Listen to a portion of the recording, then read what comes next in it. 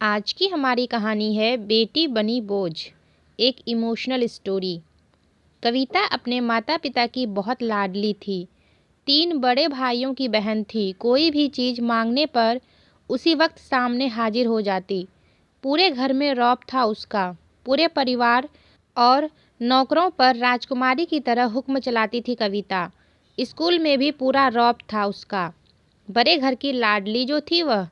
ऐसे ही उसने कॉलेज में दाखिला लिया। उसके ठाट बाट, बड़ी गाड़ी में आना जाना, हर दिन नया फैशन देखकर हर कोई उससे दोस्ती करना चाहता था। थोड़े ही दिनों में उसके बहुत से दोस्त बन गए। पूरे कॉलेज में उसकी अपनी ही एक पहचान थी। इन दिनों उसके घर एक रिश्ता आया। खानदानी लोग थे और पापा की पुरानी जान पहचान थी उनके साथ। कविता के साथ कोई ज़बरदस्ती नहीं थी, पर कविता ने फिर भी हाँ कर दी, क्योंकि वह अपने परिवार से बहुत प्यार करती थी।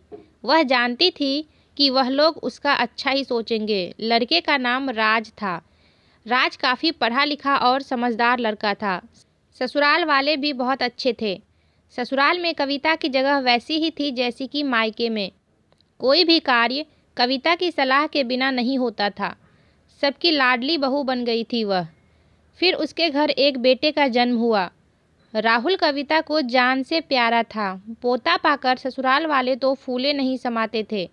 कविता कभी कभी सोचती कि उसकी किस्मत कितनी अच्छी है। उसका हर अपना उसे कितना प्यार करता है। चाहे जीवन में कैसा भी समय आए, मेरे अपने हमेशा मेरे साथ हैं। मैं कभी अकेली नहीं हो सकती। कितनी खुशकिस्मत हूँ मैं। पर शायद कविता की खुशियों को उसकी अपनी ही नज़र लग गई थी। एक दिन वह मायके जाने की जिद कर बैठी। राज को बहुत काम था, लेकिन वह फिर भी उसे ले गया। रास्ते में उनकी गाड़ी अन्य गाड़ी से टकरा गई। कविता, राज और राहुल बुरी तरीके से जख्मी हो गए। काफ़ी दिनों के इलाज के बाद राज और राहुल तो ठीक हो गए, लेकिन कविता पूरी तरह ठीक ना हो सकी। सर पर चोट लगने के कारण वह अपनी आंखों की रोशनी खो बैठी। अब कविता की किस्मत जैसे उल्टे पांव चलने लगी। मायके वाले कुछ दिनों तक उससे मिलने आते रहे, फिर कभी कभार फ़ोन ही करके पूछ लेते कि अब कैसी हो। धीरे धीरे ये सिलसिला भी कम हो गया। ससुराल वालों की सहानुभूति भी कम होने लगी। घर में किसी को पास बैठने के लिए कहती तो जवाब मिलता, बहुत काम है, अब तुम भी हाथ नहीं बटा सकती। राज भी चिड़चिड़ा हो गया था। बस राहुल ही था उसके साथ, जिसके साथ हंसते खेलते उसका वक्त गुजरता। एक दिन कविता के हाथ से कुछ सामान गिर गया, जिसकी वजह से राहुल को हल्की सी चोट लग गई।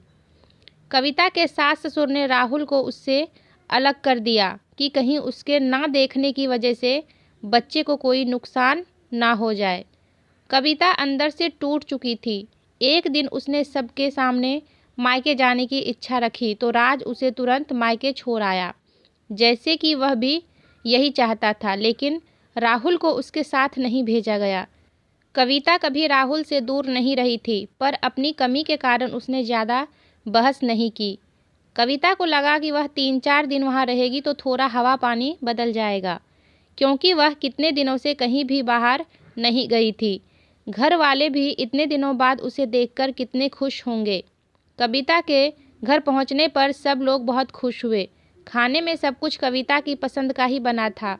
उसने अपने मम्मी पापा और भाई भाभियों से दिल खोलकर बातें की। उनके छोटे छोटे बच्चे भी बुआ के साथ घुल मिल गए थे।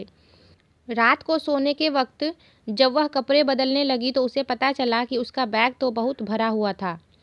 वह सब समझ गई। वह बहुत उदास हो गई। कुछ दिनों तक तो सब ठीक रहा, फिर जैसे सब बदलने लगा। सबका व्यवहार बदल रहा था। मायके वाले जैसे थक चुके थे उससे। सब लोग घुमा फिराकर पूछने लगे कि राज कब आ रहा है उसे ले जाने। वह बहाना बना देती, जबकि वह जानती थी कि उस घर में अब उसके लिए कोई जगह नहीं।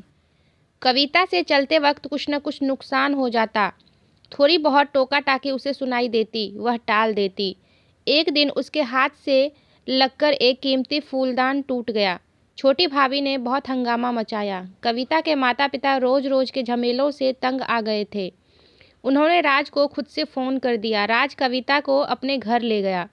कविता को अपने परिवार वालों से ये उम्मीद ना थी।